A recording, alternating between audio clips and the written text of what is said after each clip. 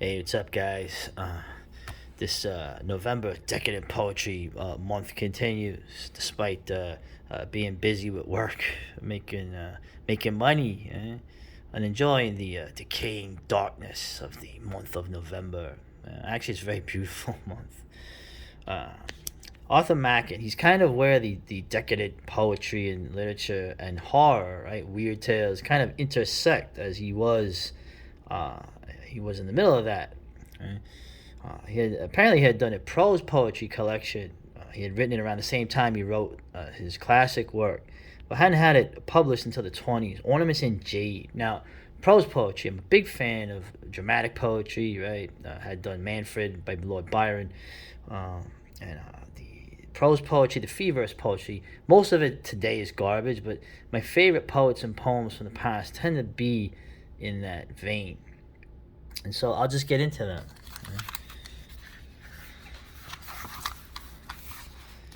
Psychology. Mr. Dale, who had quiet rooms in the western part of London, was very busily occupied one day with a pencil and little scraps of paper. He would stop in the middle of his writing, of his monotonous tramp from door to window, jot down a line of hieroglyphics, and turn again to his work. At lunch he kept his instruments on the table beside him, and a little notebook accompanied him on his evening walk about the green. Sometimes he seemed to experience a certain difficulty in the act of writing, as if the heat of shame or even incredulous surprise held his hand. But one by one the fragments of paper fell into the drawer, and a full feast awaited him at the day's close. As he lit his pipe at dusk, he was standing by the window and looking out into the street. In the distance, cab lights flashed to and fro, up and down the hill on the main road. Across the way he saw the long line of sober gray houses, cheerfully lit up for the most part, displaying against the night the dining room and the evening meal. In one house, just opposite, there was brighter illumination, and the open windows showed a modest dinner party in progress, and here and there a drawing room on the first floor glowed ruddy as the tall shaded lamp was lit. Everywhere Dale saw a quiet and comfortable respectability. If there was no gaiety, there was no riot, and he thought himself fortunate to have gotten rooms in so sane and meritorious a street. The pavement was almost deserted. Now and again a servant would dart out from a side door and scurry off in the direction of the shops, returning in a few minutes in equal haste, but foot passengers were rare, and only at long intervals a stranger would drift from the highway and wander with slow speculation down Abingdon Road, as if he had passed its entrance 1,000 times and had at last been piqued with curiosity and the desire of exploring the unknown. All the inhabitants of the quarter prided themselves on their quiet and seclusion, and many of them did not so much as dream that if one went far enough, the road degenerated and became abominable. The home of the hideous, the mouth of a black purlieu. Indeed, stories ill and malodorous were told of the streets parallel to east and west, which perhaps communicated with the terrible sink beyond. But those who lived at the good end of Abingdon Road knew nothing of their neighbors. Dale leant far out of his window. The pale London sky deepened to violet as the lamps were lit, and in the twilight, the little gardens before the house shone, seemed as if they grew more clear. The golden laburnum but reflected the last bright yellow veil that had fallen over the sky after sunset. The white hawthorn was a gleaming splendor, the red may a flameless fire in the dusk. From the open window Dale could note the increasing cheerfulness of the diners opposite, as the moderate cups were filled and emptied. Blinds in the higher stories brightened up, and down the street, when the nurses came up with the children, a gentle breeze that smelt of grass and woods and flowers fanned away the day's heat from the pavement stones, rustled through the blossoming boughs, and sank again, leaving the road to calm. All this scene breathed the gentle domestic peace of the stories. There were regular lives, dull duties done, sober and common thoughts on every side. He felt that he had needed not to listen at the window, for he could divine all the talk and guess the placid and usual channels in which the conversation flowed. Here there were no spasms, nor raptures, nor the red storms of romance, but a safe rest, Marriage and birth and begetting were no more here than breakfast and lunch and afternoon tea. And then he turned away from the placid transparency of the street and sat down before his lamp and the papers he had so studiously noted. A friend of his, an impossible man named Jennings, had been to see him the night before, and they had talked about the psychology of the novelists, discussing their insight and the depth of their prose. "It is all very well as far as it goes," said Jennings. "Yes, it is perfectly accurate. Guardsmen do like coarse girls. The doctor's daughter is fond of the curate. The grocer's assistant of the Baptist persuasion has sometimes religious difficulties. Smart people, no doubt, think a great deal about social events and the complications. The tragic comedians felt and wrote all that stuff, I dare say. But do you think that is all? Do you call a description of the guilt tools on the Morocco here an exhaustive essay on Shakespeare?" "But what more is there?" said Dale. "Don't you think that human nature has been fairly laid open? What more? Songs of the frantic lupanar, delirium of the madhouse, not extreme wickedness, but the insensate, the unintelligible, the lunatic passion and idea, the desire that must come from some other sphere that we cannot even faintly imagine. Look for yourself. It is easy." Dale looked now at the ends and scraps of paper. On them he had carefully registered all the secret thoughts of that day. The crazy lusts, the senseless furies, the foul monsters that his heart had borne, the maniac fantasies that he had harbored. In every note he found a rampant madness, the equivalents and thoughts of mathematical absurdity, of two-sided triangles, of parallel straight lines which met. "And we talk of absurd dreams," he said to himself, "and these are wilder than the wildest visions, and are sins, but these are the sins of nightmare.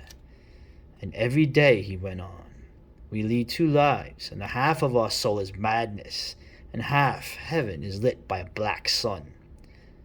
I say I am a man, but who is the other that hides in me?" Yeah, that was kind of cool. Obviously, that's Arthur Machen. Right?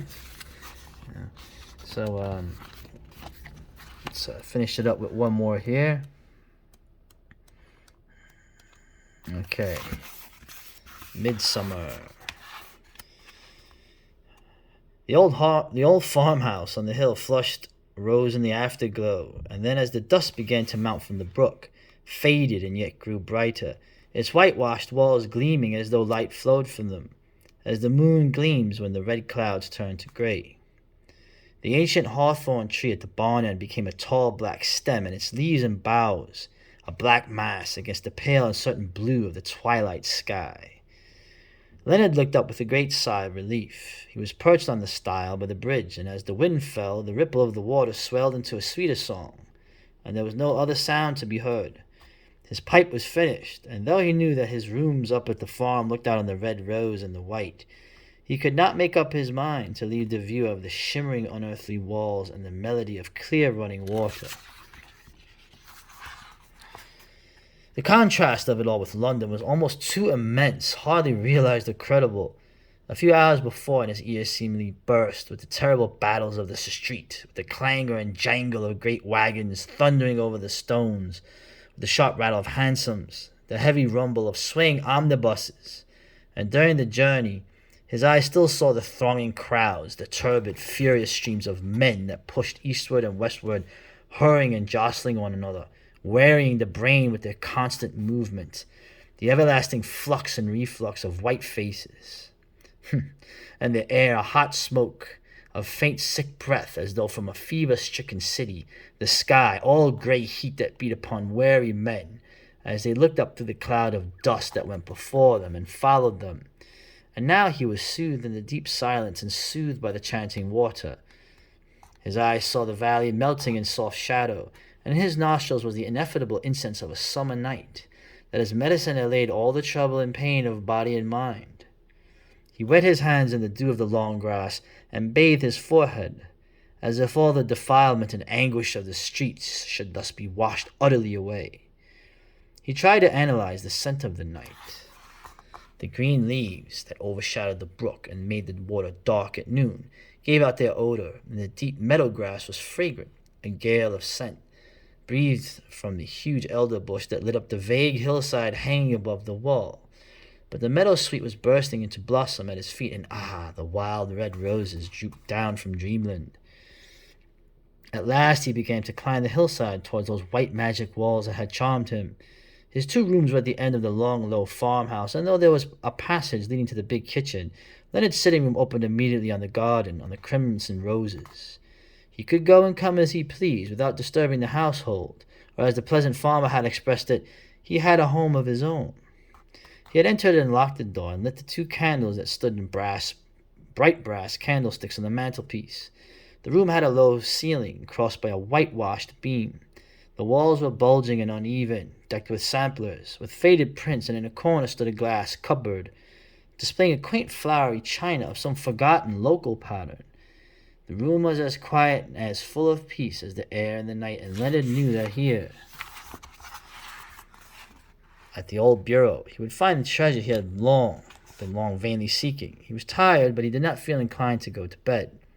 He lit his pipe again and began to arrange his papers, and idly sat down at the bureau, thinking of the task, or rather the delight before him.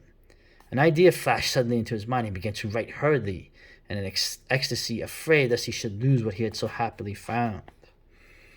At midnight his window was still bright on the hill, and he laid down his pen with a sigh of pleasure at the accomplished work. Oh, boy. And now he could not go to bed. He felt he must wander into the night and summon sleep from the velvet air, from the scent of darkness, from the dew. He gently unlocked and locked the door and walked slowly between the Persian roses and climbed the stone stile in the garden wall. The moon was mounting to a throne in full splendor. Below at a little distance there seemed a painted scene of a village, and higher, beyond the farmhouse, a great wood began. And as he thought of the green retreats he had glanced at in the sunlit evening, he was filled with a longing for the wood world at night, with a desire for its darkness, for the mystery of it beneath the moon. He followed the path he had noted till on the wood's verge he looked back, and he found thus the shape of the farmhouse had fallen into the night and vanished. He entered the shadow, treading softly, and let the track lead him away from the world. The night became full of whisperings, of dry murmuring noises. It seemed soon as if a stealthy host were beneath the trees, every man tracking another. Leonard quite forgot his work and its triumph, and felt as though his soul were astray in a new dark sphere that the dreams had foretold. He had come to a place remote, without form or color, made alone of shadow and overhanging gloom. Unconsciously he wandered from the path and for a time fought his way through the undergrowth, struggling with interlacing boughs and brambles that dragged back his feet. At last he got free and found that he had penetrated into a broad avenue piercing. It seemed through the heart of the wood. The moon shone bright from above the treetops and gave a faint green color to the track, which ascended to an open glade, a great amphitheater amidst the trees. He was tired and lay down in the darkness beside the turfy road and wondered whether he had lit on some forgotten way on some great path that the legions had trodden. And as he lay there watching, gazing at the pale moonlight, he saw a shadow advancing on the grass before him. A breath of wind must be stirring some bough behind me, he thought, but in the instant a woman went by, and then the shadows and white women followed thick. Leonard gripped hard at a stick he was carrying and drove his nails into the flesh.